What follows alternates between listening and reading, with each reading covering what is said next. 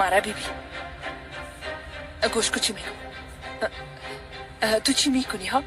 اگه من سر وقت نمی آمدم باز به او حضرت همه چیز میگفتی بهار؟ واقعا همه چیز برش میگفتی؟ به خاطر پنهان کردن گناه ها و دروغای خود به چه حالت رسیدین خانم نوران؟ کم مانده که ضعف کنین.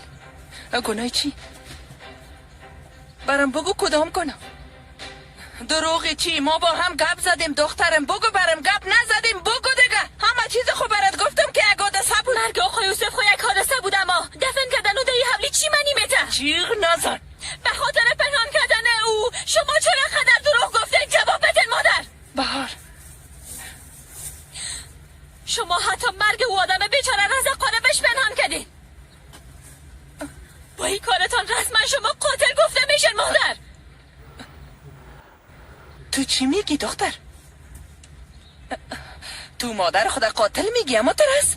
شما قاتل نیستین؟ قاتل نیستین ها؟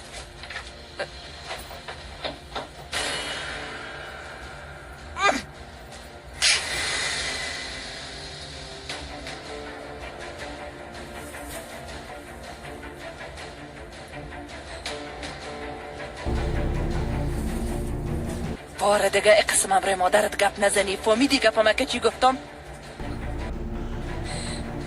باره دیگه حتی چهره امام نخواد دیدی. دیگه بنامه بهار دختره نداری.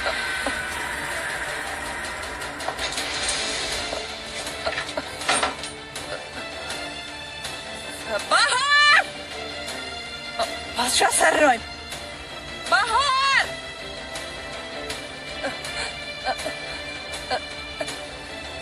بهار ساچا کجا میری؟ به شما چی؟ به شما چی؟ هیچ جای رفتن نمیتونی دختر. از اینجا میرم، به او خانه میرم، به آقا محمد امین همه چیزا میگم. کاری که شما با آقا یوسف کردین کم نبود که از خاطر شما او عادت و عباس داری شد.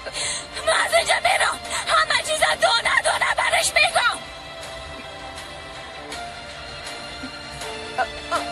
ما برات اجازه نمیدم بهار.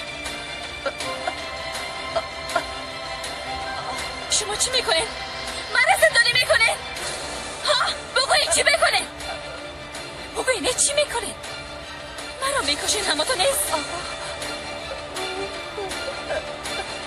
بهار این کار شما هیچ فایده نداره مادر.